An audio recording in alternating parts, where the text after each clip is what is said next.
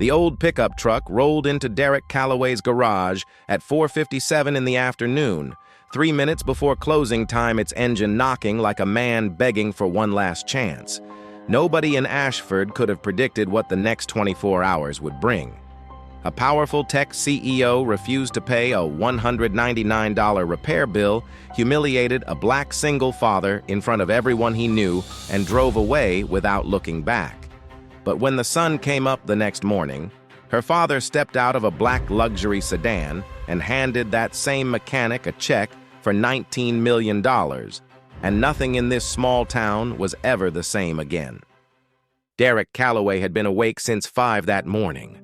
Not because Tessa had a nightmare, not because a pipe had burst somewhere in the back of the shop, just the usual kind of sleeplessness that comes when a man has run the numbers too many times and keeps arriving at the same answer. The electric bill was overdue, the loan payment was 3 weeks out, and the stack of invoices sitting on the corner of his desk wasn't getting any shorter. He'd opened Calloway Auto at 7 sharp, the same as every morning, sliding up the metal bay door and letting the cold air rush in while the coffee brewed in the small back office. The shop had belonged to his father-in-law once, back when this part of Ashford had more foot traffic and fewer chain service centers. Now, the nearest big-box auto shop sat just 2 miles down Route 9, offering complimentary loaner cars and a loyalty points program. Derek offered something harder to advertise. He didn't lie to people about what their car needed. That reputation had kept him alive in this business for 11 years. It hadn't made him rich, but it had kept the lights on most months. By mid-afternoon, he'd finished an oil change for a school bus driver named Gerald, replaced a set of brake pads for the Patterson family who ran the dry cleaner on Elm, and squeezed in a tire rotation for a teenager whose mother had called ahead twice to make sure the price was fair. Derek had quoted her the same number both times. That was just how he operated. He was wiping his hands on a shop rag at 4:55 when he heard the engine. It announced itself before the vehicle even turned into the lot, a deep, irregular knocking that didn't belong under the hood of anything that expensive. The SUV that pulled in was pearl white, the kind of vehicle that cost more than Derek's annual revenue, with chrome trim that caught the last of the afternoon sun. The woman behind the wheel looked like she'd been having a very bad day and had decided the world owed her an apology for it. She stepped out without making eye contact. Mid-30s, sharp features, dressed in the kind of outfit that said she'd come from somewhere important and was headed somewhere more important still. She held her phone in one hand and barely glanced at the garage as she spoke. "I need this looked at today," she said. "It started overheating about 40 minutes outside of town. Every other shop I called is booked." Derek looked past her at the SUV. The temperature gauge on the dash was still reading hot. "Let me take a look," he said. "I'm technically closing in 5 minutes, but if it's what I think it is, I can get it sorted." She didn't thank him. She typed something into her phone and moved toward the small waiting area near the office window. Her name, Derek would learn from the credit card she never ended up using, was Victoria Sterling. At the time, that name meant nothing to him. He was too focused on the coolant reservoir, which was bone dry, and the cracked overflow hose that had caused the whole problem. A straightforward fix, maybe 90 minutes of work if he didn't rush it. He told her as much. "Fine," she said without looking up. He skipped his lunch break. He'd been doing that a lot lately, not from any particular sense of sacrifice, just because there was always something that needed doing and never quite enough hours to do it. While Victoria Sterling sat in his waiting area, scrolling through her emails, Derek replaced the hose, flushed and refilled the coolant system, and ran a pressure test to make sure nothing else was on the verge of giving out. He found a loose clamp near the upper radiator hose and tightened it while he was in there. He didn't charge extra for that. By 6:15, the SUV was ready. He wrote up the invoice at the front counterpart's labor, the full breakdown, and slid it across to her. $199. Victoria Sterling looked down at the paper. Something shifted in her face. Not surprise, exactly, more like a decision being made. Her phone buzzed against the counter. She glanced at the screen, and whatever she read there pulled her expression tight in a way that had nothing to do with Derek or the invoice in front of her. He didn't know it then, But the message was from her company's board of directors, a notification that the investor meeting she'd been driving to had been postponed, indefinitely derailed by an internal faction she'd been quietly fighting for months. Everything she'd been holding together with sheer force of will was starting to pull apart at the seams, and she was standing in a gas-smelling garage in a town she didn't know, being handed a bill by a black mechanic in a worn work shirt. She set the phone face down on the counter. "This is inflated," she said. Derek kept his expression even. "It's itemized right there. Hose replacement, coolant, flush, labor. That's the standard rate." "I'm sure it is," Victoria said, and the way she said it carried something underneath a particular kind of skepticism that wasn't really about the numbers.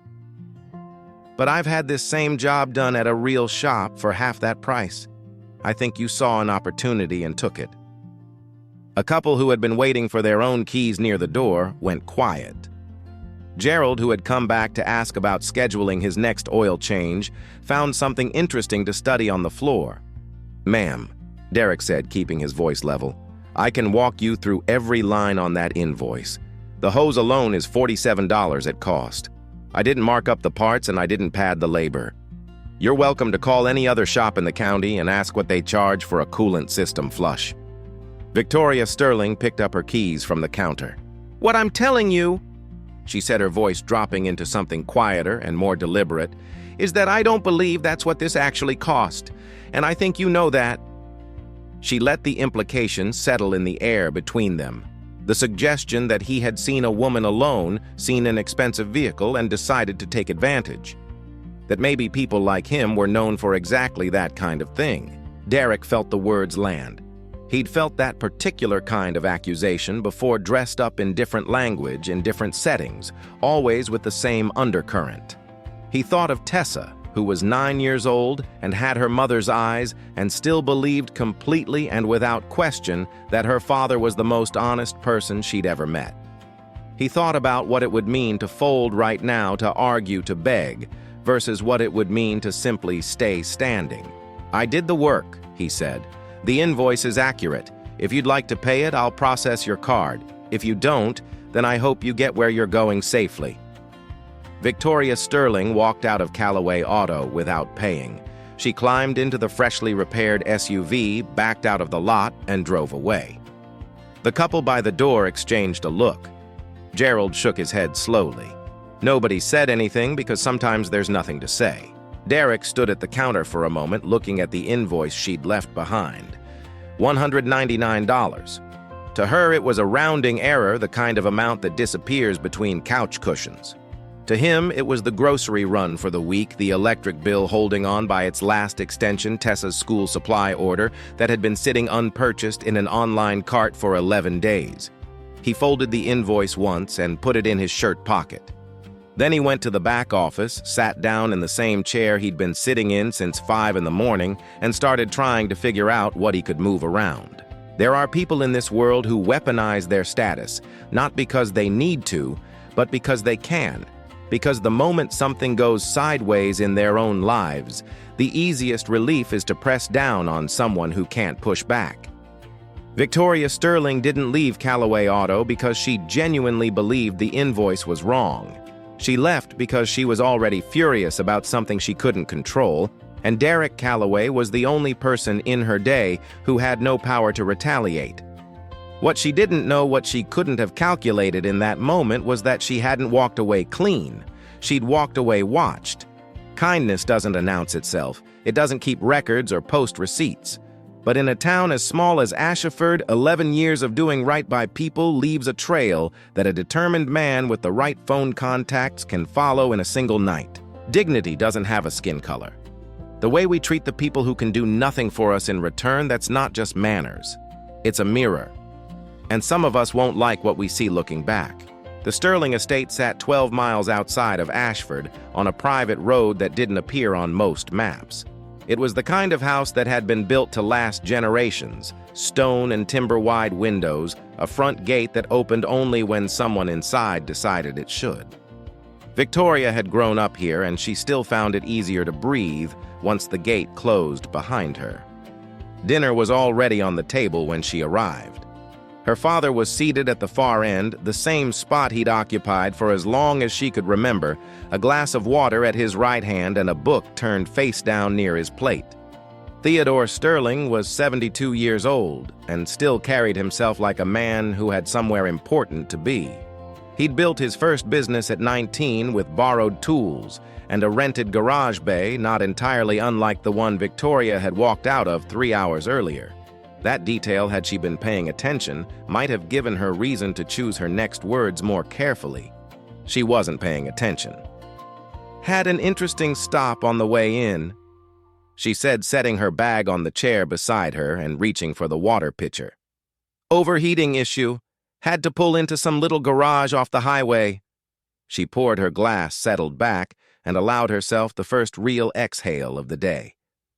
"The guy tried to charge me $200 for a basic coolant flush. I could see exactly what he was doing, saw the car, saw the opportunity. I didn't play along." Theodore looked up from his plate. "You didn't pay him," he said. It wasn't a question. "The price wasn't legitimate," Victoria said. "I've had that same job done before. I know what it costs." Her father set down his fork. Not dramatically, not with any particular force, just with the careful deliberateness of a man who had learned over 7 decades that most things worth saying were worth saying slowly. "Which shop?" he asked. Victoria blinked. "What? The garage," Theodore said. "What was the name?" She thought for a moment. "Callaway something. Little place looked like it hadn't been updated since the 1990s. The mechanic was—" She stopped, sensing something in her father's expression that she hadn't expected. Not anger, exactly. More like the face he made when he was already several steps ahead of a conversation and was deciding whether to wait or to speak. "I'll find out," he said quietly. And that was all. Victoria changed the subject. Theodore let her, but after she went upstairs, he sat alone at the table for a long time. Then he picked up his phone and called Marcus Webb. Marcus had been the mayor of Ashford for going on 6 years, but before that, he and Theodore had been friends for nearly 4 decades, the kind of friendship built on shared history and the mutual understanding that honesty between them was non-negotiable. When Theodore explained what his daughter had described, Marcus didn't hesitate. "Derek Callaway," Marcus said. "I know exactly who he is." What followed was not a short conversation. Marcus told Theodore about the winter 2 years ago when a storm came through and knocked out power across the south end of town for nearly 3 days. Derek had opened the garage as a warming station, running extension cords from his backup generator, keeping the space heated around the clock. At the peak of it, more than 30 people had slept on shop towels and folding chairs in his service bays. He'd made soup on a camping stove and never once mentioned it to anyone who might have written it up in the local paper. Marcus told him about Eleanor Rivera, a 71-year-old woman who survived on a fixed income and whose car, her only way to reach the dialysis center across town, had broken down on a Tuesday morning last March. Derek had the car towed to his shop at no charge, fixed the alternator, and drove Eleanor home himself when the work was done. When she tried to hand him cash, he'd told her to buy herself something good for dinner instead. And Marcus told him about the quiet arrangement Derek maintained with maybe a dozen families in town, people who'd fallen behind who needed their vehicles running to get to work, who couldn't pay the full amount up front. Derek kept their accounts open and never reported a single one of them to collections, even when it meant absorbing the loss himself. "How's the business doing?" Theodore asked. Marcus took a breath. "Not well. He's got a loan coming due in about a month. From what I understand, it's substantial, around $340,000. He's been working every angle he can, but with the big chains eating into his customer base, I don't see how he closes that gap in time." Theodore was quiet for a moment. Then he said, "Is he a good man, Marcus?" "He's the best kind," Marcus said. "The kind that doesn't know he's being noticed." After he hung up, Theodore asked his assistant to pull whatever financial and business records were publicly available on Callaway Auto. He sat at his desk until well past 2 in the morning with a legal pad in front of him, working through numbers the way he had since he was 19 years old, methodically with a sharpened pencil without shortcuts. He wasn't calculating charity. He was calculating value. He'd spent 50 years watching communities built and communities hollowed out. And in his experience, the difference almost always came down to a small number of people who operated on a different set of principles than the rest, people who absorbed more than their share of the hard things so that others around them could hold on a little longer. Those people rarely got rich. They rarely got recognized. But take them out of the equation and you could feel the absence within a generation. Derek Calloway was that kind of person. Theodore Sterling had been that kind of person once, in a different garage, in a different small town, before the money had come and changed the geometry of his life. He recognized the posture. He recognized the arithmetic of quietly going without so someone else didn't have to. By the time he finished writing, the number at the bottom of the page was $19 million. Not a round figure chosen for generosity, a specific figure arrived at through a specific calculation. The loan cleared, the shop modernized, a trust funded for the kind of community support Derek had been providing out of pocket for over a decade, and a 10-year runway to build something that could outlast any single man's willingness to sacrifice himself for it. Theodore set the pencil down and looked at the number for a long time. Then he went to bed. Back in Ashford, Derek was still at the shop. He'd meant to leave by 7, pick up Tessa from his neighbor Carol's place, make something simple for dinner. Instead, he was still at his desk at 9:45, shifting numbers around on a spreadsheet that refused to cooperate no matter how many ways he approached it. The loan payment, the electric bill, the parts order he'd been putting off for 2 weeks because the timing never felt right. He heard the side door open and looked up. Tessa stood in the doorway in her pajamas, the ones with the small yellow stars, her hair still in the braids Carol had put in that morning. She must have convinced Carol to walk her over, which meant she'd been worried enough to ask. That alone told him more than he wanted to know about what his face must have looked like lately. She crossed the shop without a word, stepping carefully around the floor jack, and stopped at the edge of his desk. She looked at the papers spread in front of him the way children look at things they don't fully understand but can feel the weight of. Then she reached into the front pocket of her pajama top and pulled out a small square of yellow paper, a sticky note folded once. She set it on top of the spreadsheet and looked at him. Derek unfolded it. In handwriting that was still learning how to stay inside the lines in purple marker, it said, "You are the best dad in the whole world. Things will get better. I promise." He looked at those words for a long time. Then he pushed back from the desk, leaned down, and picked his daughter up. She wrapped her arms around his neck the way she had when she was 4 years old and didn't know yet that the world could be complicated. He held on. After a moment, he felt the back of her pajama top grow damp. He wasn't crying about $199. He'd known from the moment Victoria Sterling walked out that the money was gone, and he'd made his peace with it the way he made peace with most things, by deciding it said something about her and not about him. What he was crying about was harder to name. It was the fear that the world Tessa was growing up into would find 100 different ways to tell her that honesty was a liability, and that gentleness was a weakness, and that the people who got ahead were the ones willing to do what Derek had never been willing to do. He was afraid that the lesson he was trying to teach her, that you did right by people because it was right, full stop, regardless of whether anyone noticed or compensated you for it, was a lesson that would leave her exposed in ways he wasn't going to be able to protect her from forever. He held her tighter. Some questions don't have answers you can find in a spreadsheet or a savings account. They only have answers you find in the kind of person you're still standing as when the worst of a day is finally behind you. Children don't measure their parents by the size of a bank account. They measure them by whether their parents are still themselves when things get hard, whether the person who taught them to be kind is still being kind when kindness costs something real. The most valuable inheritance a father can leave isn't a dollar amount. It's the example of a spine that didn't bend when it had every reason to. Derek was under the hood of a delivery van at 8 o'clock the next morning when he heard tires on the gravel. He didn't look up right away. Early customers weren't unusual, and he had a fuel injector to finish before the van's owner came back at noon. But there was something about the sound of that engine too quiet, too smooth for anything that belonged in his usual clientele that made him straighten up and turn around.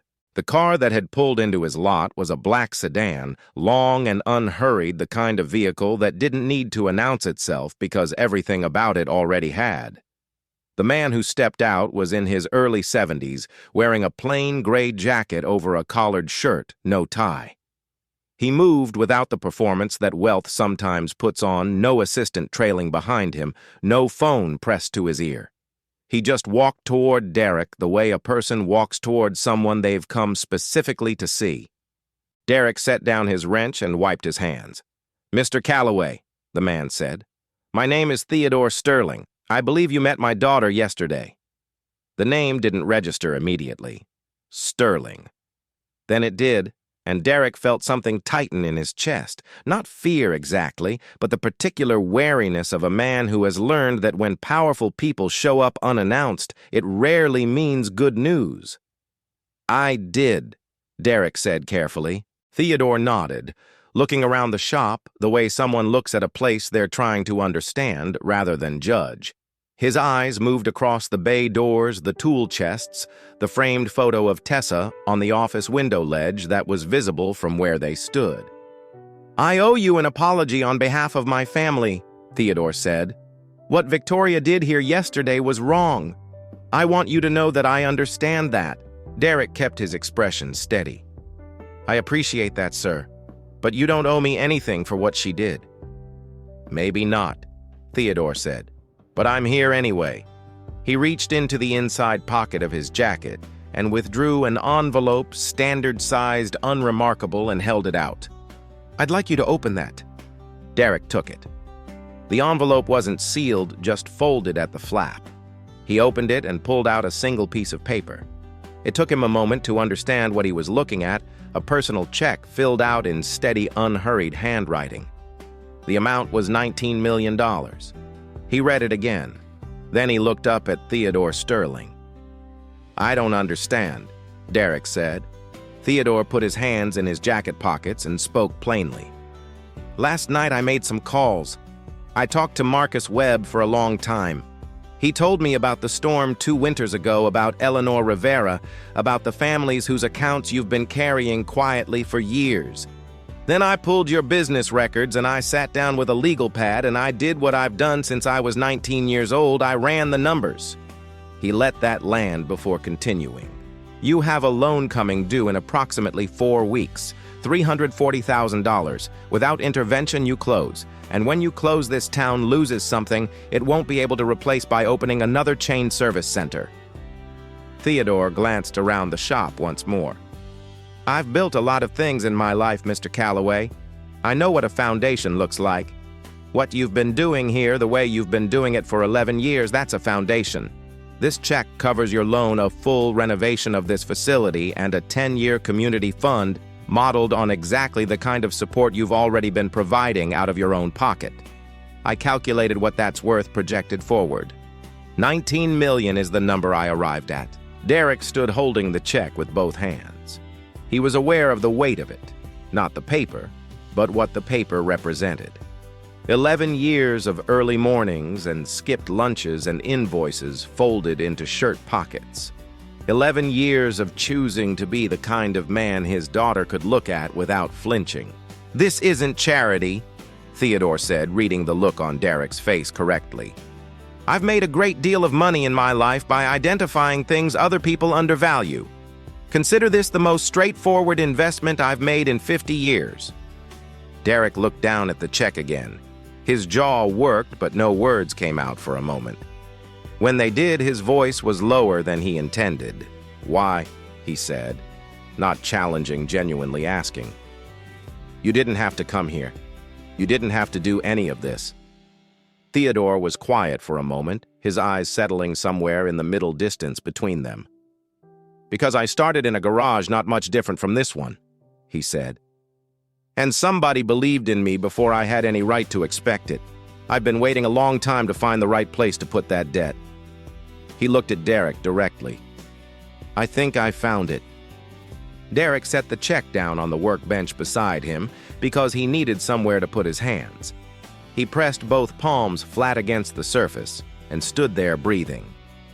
The morning light was coming through the east-facing bay door in long, flat angles, catching the dust in the air, settling over the concrete floor, the same way it did every day, as if nothing extraordinary had happened, as if the world wasn't in the process of quietly rearranging itself around a man who had never once asked it to. When he finally looked up, his eyes were wet. "Tell me what I need to sign," he said. 2 weeks passed. The loan paperwork went through on a Thursday. Derek told Carol first because she'd watched Tessa on more evenings than he could count and never once asked for more than the occasional jar of the peach preserves he made in September. He told Gerald, who sat on an overturned bucket in the bay and stared at the floor for a full minute before saying that was the best thing he'd heard since his granddaughter was born. He told the Patterson family at the dry cleaner on Elm, and Mrs. Patterson held both his hands and said she was so happy she could barely speak. He did not post anything about it online. He did not call the local paper. He put the paperwork in the same drawer where he kept Tessa's school records, and then he went back to work. On a Tuesday morning, 14 days after Theodore Sterling had stood in his lot, a car pulled in that Derek didn't recognize at first. It was a mid-size rental silver. Nothing distinctive. The woman who stepped out was wearing dark slacks and a plain black jacket. No driver. No assistant. Her hair was down instead of pulled back, and without the armor of that first afternoon, she looked younger than he remembered and considerably less certain of herself. Victoria Sterling walked toward him with her hands at her sides and stopped about 6 feet away. She didn't open with a prepared statement. He could tell she'd thought about this moment, had probably rehearsed something, and then arrived here and let it go. "I went back and watched the footage," she said.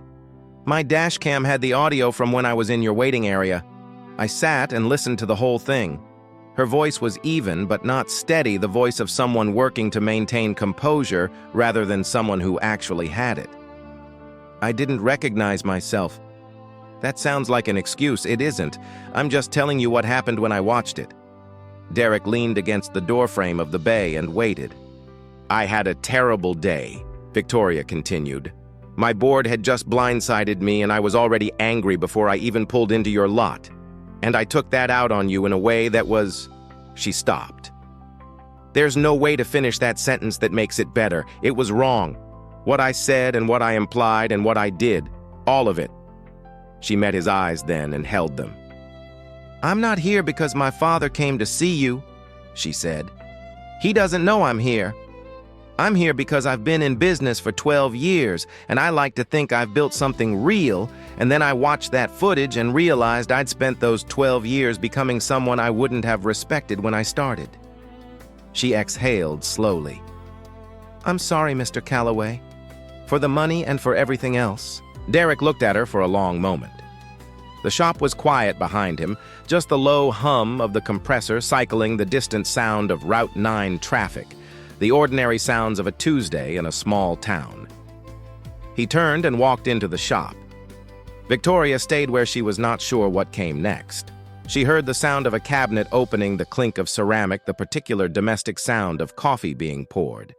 He came back out with 2 mugs and held one toward her. She took it. He pulled over a shop stool and sat down. She looked around, found a clean section of the low concrete wall near the bay door, and sat on the edge of it. They drank their coffee without talking for a while, watching a pickup truck ease down the street outside. After a time, Derek said, "You know what my daughter wrote me the night you left?" Victoria shook her head. "She wrote me a note that said things would get better." He turned the mug in his hands. 9 years old. She doesn't know anything about loan payments or invoices. She just knew I was sad and she wanted to tell me something true. Victoria looked down at her coffee. "Things did get better," she said quietly. "They did," Derek said. "But they were going to either way. That's what I have to keep believing." that doing right eventually finds its own level. He looked over at her. I don't need an apology to move forward, but I'll take the coffee company. Something in Victoria's face shifted, not a full release, more like the first small loosening of something that had been wound too tight for too long. She nodded, and they sat there a while longer in the thin morning light, two people who had nothing obvious in common except a single afternoon that had changed something in both of them. Years later, anyone who walked into Callaway Auto, which had grown from 2 bays to 6, which employed 11 people from Ashford, which housed a small fund that had kept 17 local families from losing their vehicles during hard stretches, would notice the same thing on the wall beside the front door. Not a framed check. Not an award or a news clipping or a photograph with an important person. A square of yellow paper laminated against time hung at eye level in a simple frame. The handwriting was uneven, the letters still learning their shape. Written in purple marker, it said, "You are the best dad in the whole world. Things will get better, I promise." Below the frame, a small placard in Derek's own handwriting read, "She was right. Money can change your circumstances, but it's who you are when you have nothing, when no one is watching, when the invoice goes unpaid and the lights are going out, that determines what you actually do with it when it arrives." The people who build things worth keeping are almost never the ones who started with the most.